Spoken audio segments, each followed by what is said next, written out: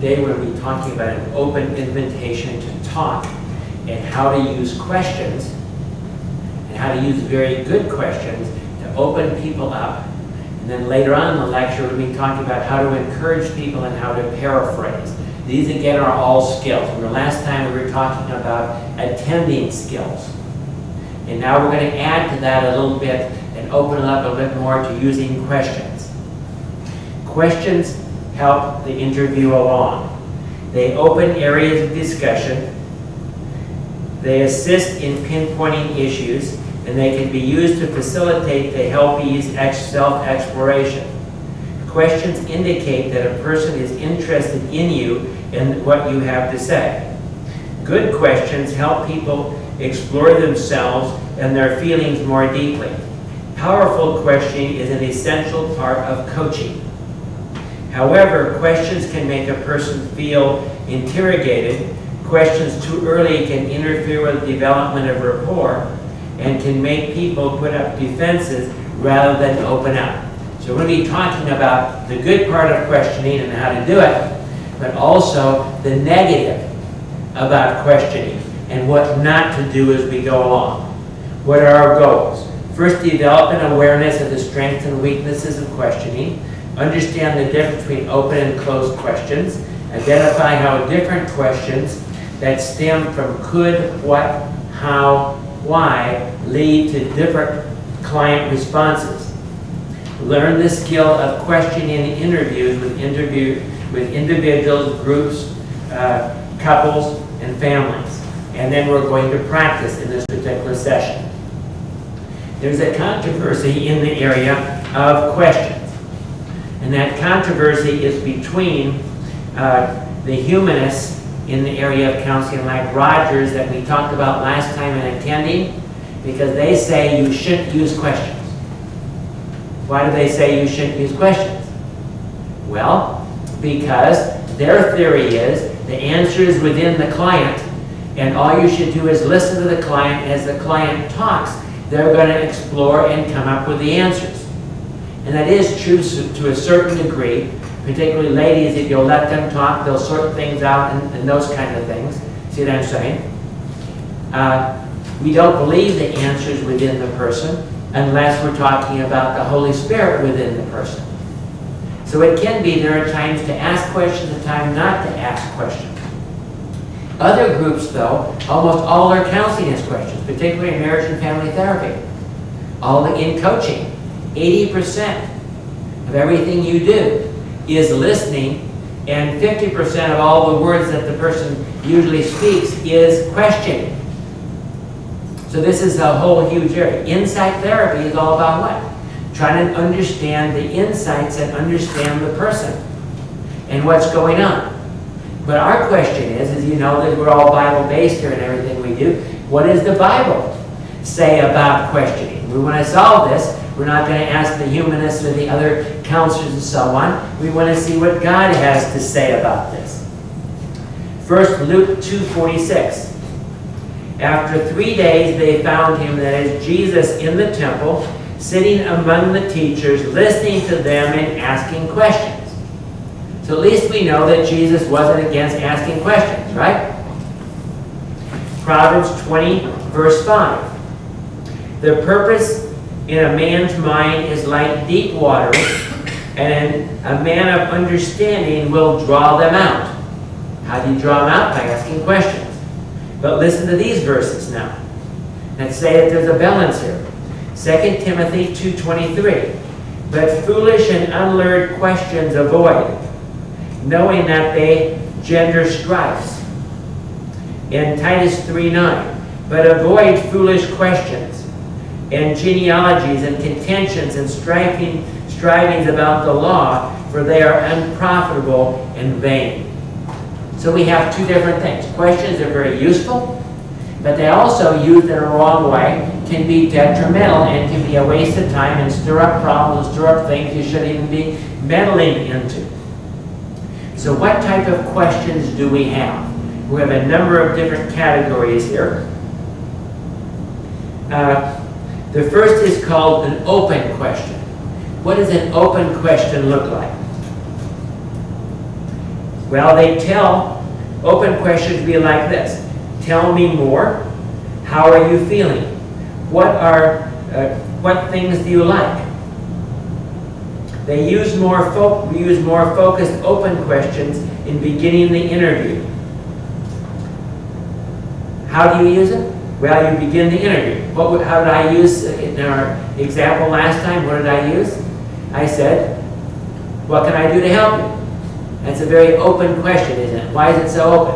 Because you can answer anything, almost, on that particular topic. It can help an a person being interviewed to elaborate a point. Can you tell me more about that? See, there are a lot of that's very open. It's not closed. It isn't a yes or no type answer. It can elicit examples of specific behavior. Can you tell me an example of when you beat your husband up? That'd be an example of, you see, it's an open question. It can answer in a number of different ways. It can focus the client's attention on feelings. It can help the client find patterns that are not obvious. Now we have particular types of open questions. And the first type are could questions. What does that mean? It starts with the word could. Could questions pass control to the client, even though they could be answered yes or no. If I ask you, could you do this, what can you say to me? No. But generally, it's just going to challenge you. They empower the client to answer the question as they desire, even allowing them not to respond at all. Provides the best overall overview of the situation and for defining the problem more clearly. Could you help me understand that more? You see how it's just a totally open thing? What questions? So we have could, now we have what? What questions help the client talk about facts and specify in specifics about a situation or event and explain what happened? What happened when you had that dream? How questions lead to talking about the process. How did you do that? The sequence of events or emotions. How did you feel? It helps the clients get more deeply in touch with their emotions. Then we have why questions. And they state in your book that a lot of people don't really like why questions because I'm primarily an insight therapist. I love why questions because I want to understand why. As an example, if a person is verbally abusive, well, why are people verbally abusive? If you can understand, it has to do with power. That helps them to understand what is going on and help them understand what's happening in their life. They search for reasons of underlying the behavior, for thoughts, for emotions, and are used in analysis. They can be difficult to answer, but big hint. Don't ask a kid under around 12 to 14 years old why. What answer are you going to get? I don't know. Why are you going to get that answer? Because they don't know. They don't have formal learning that comes around 12 to 14. So there are limitations. With kids, what do you have to do? Try to deal more with play therapy, other things to draw them out to sort of understand things a lot better. Now we have closed questions. Those are all the open questions. Now let's talk about closed questions. Closed questions ask for data and yes or no answers and ignore feelings. However, they're still useful to fill in details. They structure the interview and can get the interviewer concentrating on what questions to ask rather than listening. So they can be bad, you can be distracted. They usually use are or do. Like, do you like the cake? Do you see how that's closed? You're going to answer what? Yes or no. How can I make that an open question? What do you like about the cake? So one thing a skill we're going to develop here is how to take closed questions and turn them into open questions. They're used for less verbal clients. What if you just can't get this client to say anything? I had one client who I couldn't get them to say more than 4 words in the entire session. How am I going to handle that? I'm going to have to go yes or no, A, B, or C. Choose one. What is the situation? Those are closed questions. They're used to collect data for charting or problem solving. As an example, I have some forms for one insurance company, and they have all these check marks. And I have to go through on the initial interview. Are they depressed? Can they sleep? Do they have a change in their eating patterns? Those are all closed questions, aren't they? So they're all useful, and I need to use them in those particular places, but not in the rest of counseling. They're used to clarify. Do you really mean that? You can collect specific facts for clarifying abstractions. They're used when the client feels threatened. Used when you have a limited amount of time. Leading closed questions like lawyers use are dangerous and may mislead you in what the client is really expressing. Why do lawyers use closed questions? Ever been in court and you've testified? What does it feel like? They don't really want any answers. They just want you to say what they want you to say. See, they don't want you to answer. They say, is that the person? Yes or no? They don't want you to say, well, I'm not sure, I think it's a 95% probability they are. And you see what they do. But how do you feel on the other end of those kind of questions? I don't want to be here. It feels like they're trapping you. And of course the problem is, if you use those, you can get your client to say stuff they don't really mean and you don't really understand. In coaching and counseling, what do we want? We want to really understand where the client is and understand what's going on. So you don't want to interrogate the person that you're asking these questions of. What are some warning signs that you're getting in trouble and you're not doing well?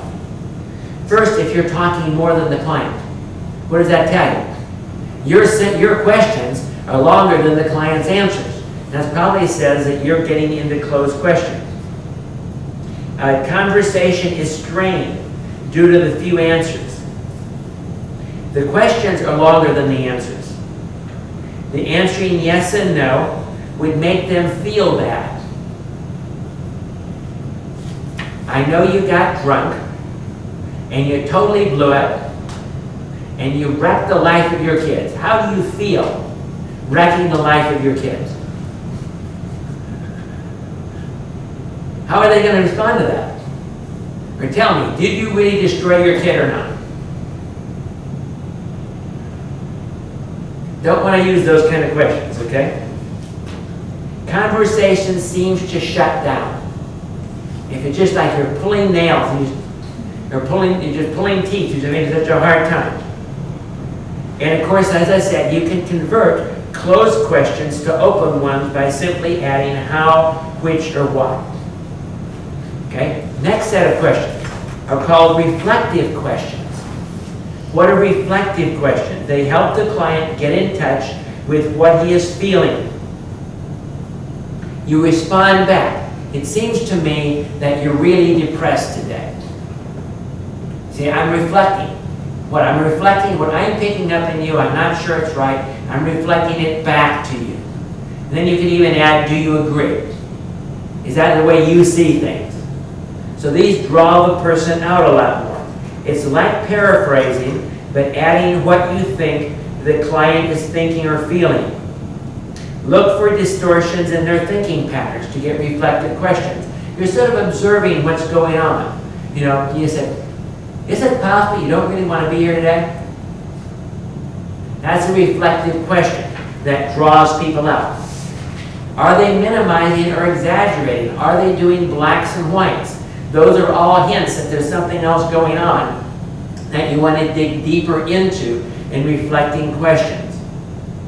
Are they generalizing from a single incident? The last type of questions is primarily aimed at coaching, and it's called powerful questioning. And this is a whole area that you need to really develop. And we're going to show that to you as we get into this a little bit. It's the bread and butter of coaching. Powerful questions open a whole new world by getting outside the box, seeing it in another way, other options, gathering more information. There's a lot more in the book Leadership Coaching. That's where this information is coming from. Okay, it's not in your basic attending skills book. Okay?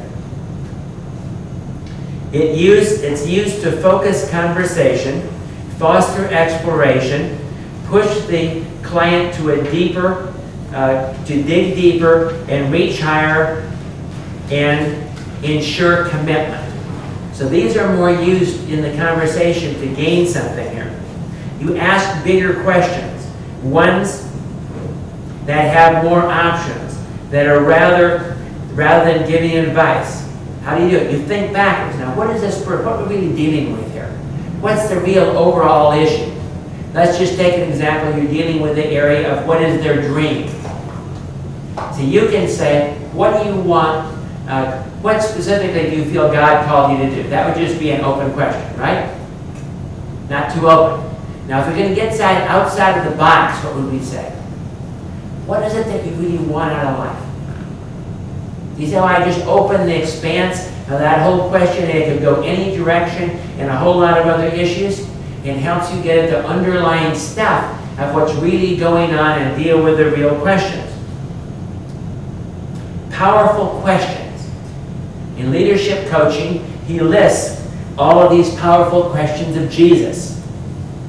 And if you think about them, Jesus used powerful questions.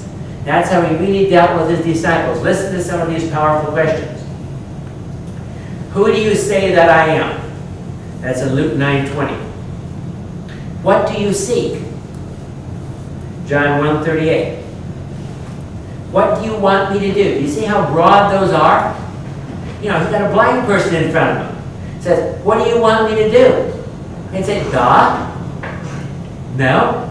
The truth is, that was a real question. Maybe this person didn't want to be healed. Woman, where are they? Has no one condemned you? That's John 8:10. What is this you're discussing so intently as you walk along? See, Jesus could have just said, what are you talking about? And we tied into him more. That's Luke 24:17 in the Message Bible. What is written in the law? How do you read it? Instead of getting in an argument, he just opened up the whole subject to him. That's Luke 10:26. Show me a coin whose likeness and inscription is on it. Luke 20:24. Which is easier to say, your sins are forgiven you, or say, rise up and walk? Luke 5:23. Do you see how Jesus did stuff? He used very open questions. He let people be free. Open questions and powerful questioning frees the person to go beyond, to be them, to express where they really are in much more extent than just basic open questions are. Which of these three do you think proved neighbor to the man? That's Luke 10:38. I ask you, is it lawful on the Sabbath day to do good or to do harm, to save life or to destroy it? That's Luke 6:9. Anyway, getting the flavor how Jesus used powerful questioning in the type of counseling and coaching that he did. Powerful questions avoid solution-oriented questions. If you get too much into solution-oriented, you're pushing too hard. Crafting great probing questions like Jesus did. How do you do this? They open up the tunnel based on an intuitive listening and indicators. Pick out the most important thing the client said that makes you curious and ask the client to explore it further. Tell me more about it. See, like when I was talking to Loretta, a good question would have been, tell me more about how you felt after you had the dream. See how that would have opened things up further? Use the client's words, be succinct, neutral, and withhold judgment. Now, for less verbal clients, you need to build trust in the client first. Sometimes you just have to almost talk about stuff that isn't even interested in counseling very much. Expect some randomness. Just let them talk. See, in the last illustration I did there with Loretta, she was so intense in her dream, I just let her talk. I didn't try to do anything. I didn't try to interrupt because she's on a roll. Balance open and closed questions. If necessary, use multiple choice. Sometimes you just have to do it. They have no clue. And you say, well, let me give you some different ideas what I think they might be. Could it be this? Could it be that? Could it be that? Could it be that? How about with children? If you're interviewing a child, how do you need to be different? Well, warm and talkative. Probably use play therapy. Probably talk about things they want to talk about. Talk about dolling. One of the things that works really good in play therapy, talking to a kid, is use a puppet. Well, how are you feeling? Huh? It turned into a game. Many times I use chess and checkers because you get them distracted from what they're talking about and then they talk more freely. Another trick of opening up kids, let's say you have a teenager that just isn't going to talk to you at all. Bring their parents in and talk about them to their parents. What do you think they do pretty soon? No, it wasn't that one. They could jump in. See what I'm saying? So sometimes there are different things that you do here. What are the overall goals? A general picture of what is happening, that's the good words, okay? Key facts about the situation, those are the what words. The emotions, those are the how words. Drawing the person out, those are the why words. Do you see? So you need all of these different types, and the thing is learning how to blend them all together into your interviewing style where you're really getting a hold and drawing the person out, because what are we trying to do? Really listen. And the question just facilitate that really listening that we're trying to get a hold of. With families or groups, use the word family or group to help them focus on their part of the family or group. Observe and challenge the family style, rules, or norms. What we're saying is what? When you're asking questions, try not to just focus in and grill one person in the group. How are the rest of them feeling? Why am I here? Right? But how does the group feel about this? And get several of them and draw them out type of thing. And so it's a combination of addressing the whole group, but drawing out the individuals as they are part of the group. So that's our first part, okay? Do you see questioning? Okay, now we're going to go on to the topic of what they call the minimal, encourage, and paraphrase. Later on, we're going to talk more about paraphrasing, but this is part of the questioning type of thing, of the clarifying type of thing. Why do you do this? To facilitate further conversation in depth. These skills show the healthy that you have heard and have what they have said. When a person feels heard, they tend to build trust in the listener and will be willing to say more. So these are another way, just like questions open things up. This is a way of emotionally opening up the person to share more with you. Both use the words of the client to say back the most important things that have been said. Selecting keywords for encouraging and paraphrasing are two of the most difficult and important skills to master. So let's see what they look like. What are our goals? Recognize how it feels to be heard and not be heard. Define minimal, encourage, and paraphrase. Distinguish how the paraphrase differs from interpretation, and demonstrate the skills. Now, what's a minimal encourage? When I read this, I didn't have a clue. I don't know what the minimal part of this thing was. A minimal encourage helps the client explore issues in more depth.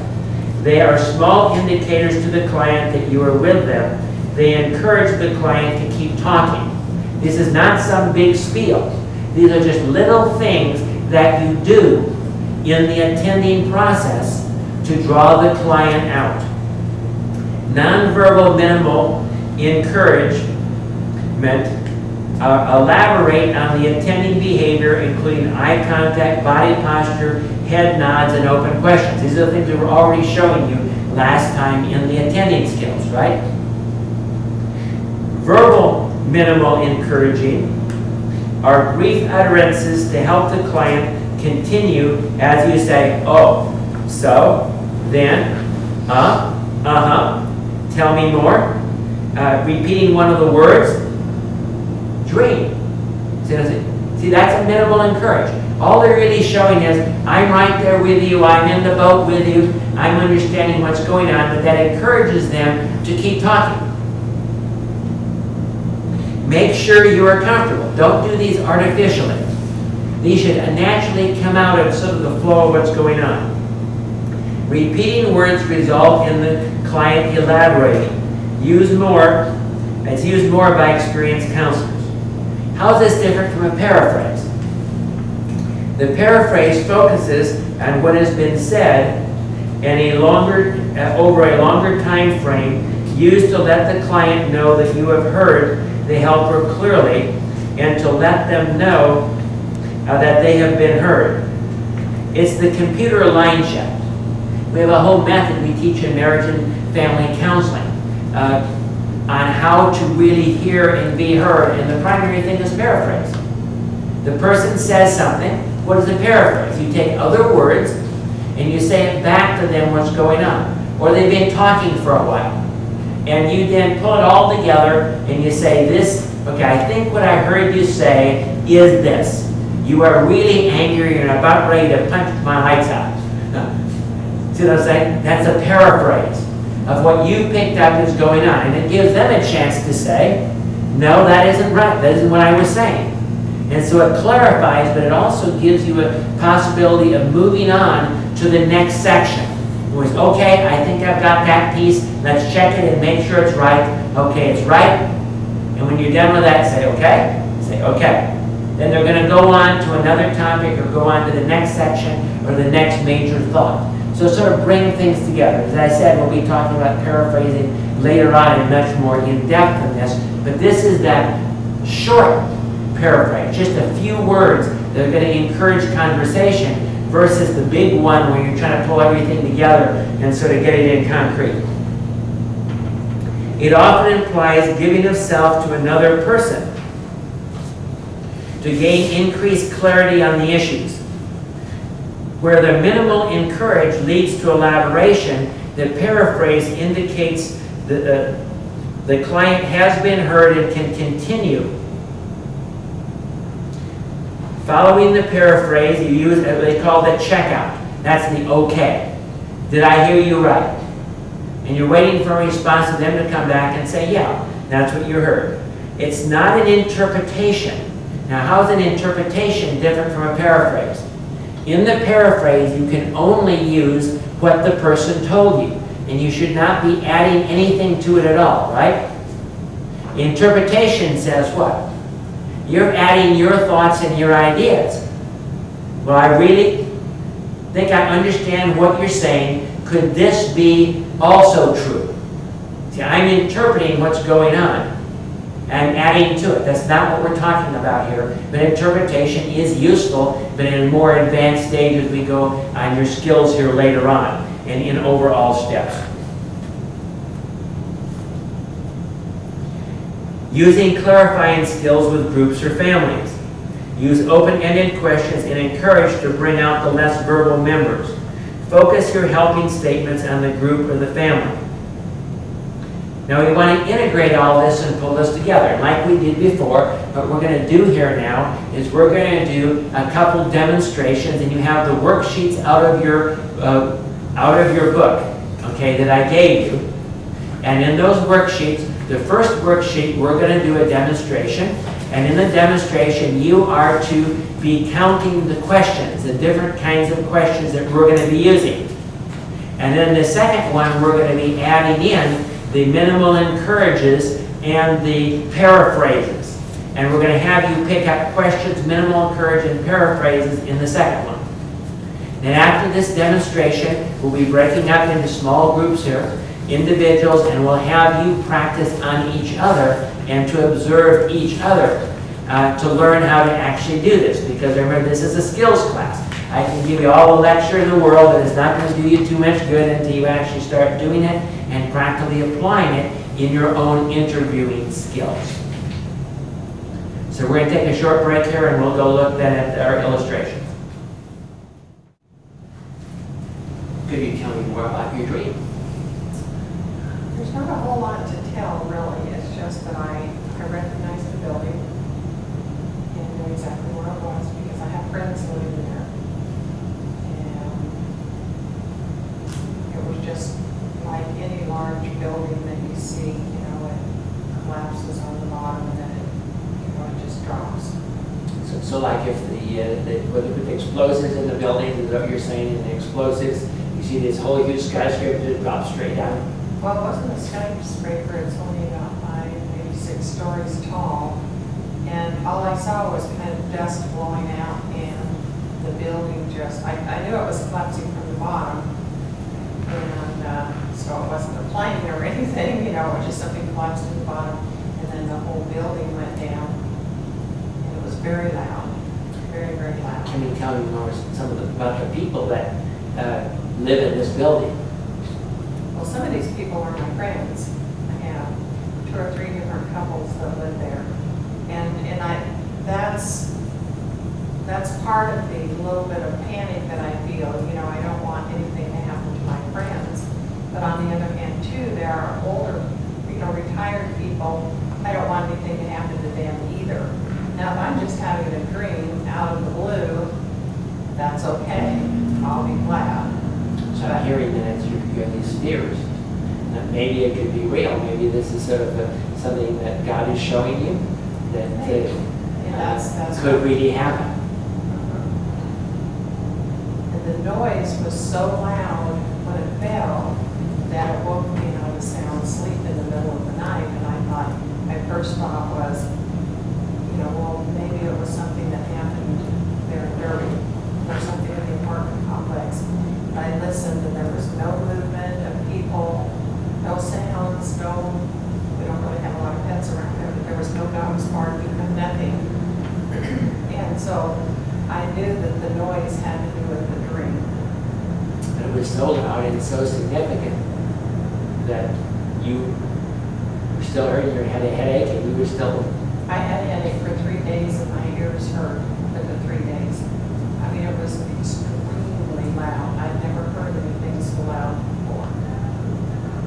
It was very real, very real. I was very shaken when I, you know, after the dream was over. It was very, very minimal. It was just a few seconds. I'm hearing you sort of fear. Some fear is related to that. Can you tell me more about that? I don't know, other than just, you know, people I know in there or people in general. I know that people can die wherever they are, you know, but there was just something about that. You know, I don't know how many people are in that building, 100 or more. You know, they wouldn't have had a chance. Are you afraid for a specific person? Well, I do have my friends there. You know, Was there a specific friend that you would be worried about? No, not really. Just that I have friends there. But I don't know really why I guess the fear, the panic is because I wonder if it is prophetic. And that's the part that bothers me. When you get visions or dreams, you don't want to be some kook. You know, and I've had some dreams and some visions, and God's revealed some things to me before, but I've always been afraid to step out in that. Very afraid, because I do not want to. I don't want to ruin someone's life. I understand. But if there's something wrong in that building, but yet maybe it's just a dream I had. Yeah, so I hear confusion. Yeah. And you're really confused back and forth as to what you ought to do in this, because you don't want to be a kook on one hand, and on the other hand, you don't want to really do something that would hurt somebody else and stir something up, and there's really nothing there at all. That's right. I mean, I wouldn't want to miss God. That would be a terrible thing. But I almost, and And I know this probably sounds bad for a Christian, but I'd almost rather miss God than to have people die because of me, but maybe I could have warned them, but even if I warned them, you know, they'd probably say, oh, yeah, right, you know, I mean, what have you got besides just a dream you had? What could you do about it? I'm not sure. I'm really not sure. I've just kind of ignored it, but when I do think about the dream, then I feel that little bit of panic. Okay. We'll stop right here. I want you to use that form on this particular one. You can see we were start getting deeper, right? Did you see that? So you have what questions we have there. Now we're going to continue, and this time I want you to be watching for, although I used some paraphrases. You notice that in the first one? I did. Then now we're going to go ahead and use the next one. We're going to try to get deeper here and help her find something of how she can resolve this. So I want you to be tracking the minimal encourages and tracking the paraphrases as we try and put this together. Okay, so we're now using the second form from your book under the minimal encourages and paraphrases.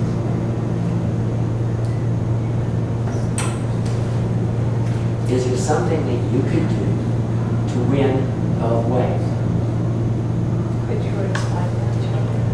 Well, what I'm saying is sometimes what do you believe God is trying to say? Let's believe this is, let's say this is from God. We realize some dreams are not from God. They something working out in ourselves, in our conscious mind. Right? We have sort of three choices here.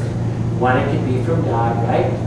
Two, it could be something that you're struggling with in life, and this is sort of a model or an analogy of that. And three, it could be nothing at all. It could just be your pizza or something. Well, and I forgot about the middle one. I forgot about the middle one. That maybe this dream has something to do with me working something out in my life. But then that brings you to a whole new... But are there any issues in your life that you're struggling with right now that have been triggered by something that you're working out in your life that could have something to do with a whole building collapsing, something to do with the things that were in this dream? That would probably be real hard for me to talk about. Okay. But I mean, that possibly, but I don't know exactly. Be something worth exploring. But the second thing is there some way that you can do something but not feel like a cook? Should I not worry about that? Well, I think we all We worry can about that. embarrass ourselves once in a while. It just happens in life. Well, but again, if you come across like a kook, they're not going to respond anyway, right? Okay. Well, do you think that prayer could help? What do you think? Oh, I have prayed a lot. I've prayed a lot, but I'm still wondering. As I talk to you, though, I'm kind of thinking that maybe it does have something to do not so much with the building itself, but maybe it has to do with decision making. Maybe there are certain decisions I could make that would be like that building crashing. It would be devastating, and there would be lives hurt. That's a possibility. Okay, I'm hearing what you're saying. Yeah. But the other part is, what can you do to sort of cover all three bases? Other than prayer. Okay, well, prayer definitely. Is there any one that you need to warn in that building that you think we sort of doubt that the building's going to collapse, right? It might mean something else. I'm still hoping it doesn't collapse. Okay. So I just have a hard time letting loose of that just a Okay. little bit. But then you But can more pray. likely, it's maybe something in my own mind. Yeah, is it also possible that you could ask God and say, God, I don't know if this is a building or if this is in my life, but could you reveal to me the meaning of this dream for my life? Because the Holy Spirit has what function in our life? Well, He gives us insight, He gives us wisdom. Revealing all truth, right? Exactly, revealing all truth. And you feel sometimes like you have prayed and that you have asked God, but maybe I haven't asked God correctly, or maybe I haven't, maybe the answer's been there, but I haven't seen it, for whatever reason. I hear you also struggle with pleasing God and doing it exactly what God wants you to do and doing it exactly in the right way. That's sweet. All my life I've always wanted to be perfect for God. I understand. Nobody else mattered, but God did. I understand. And then bottom line out of that, I needed to be perfect for everybody else too. I understand. And I was never perfect for anybody, and so I think I'm not perfect for God either. Do you think it's possible that God loves you just the way you are? I know that He does. Somehow we have to get that down here in our spirit. Just always feel like a failure. I understand it. Yeah. But God doesn't see it as a failure. Okay, we're going to quit with that. But you see how fast you, by listening and asking questions, how fast it can get and how real, and it's wonderful.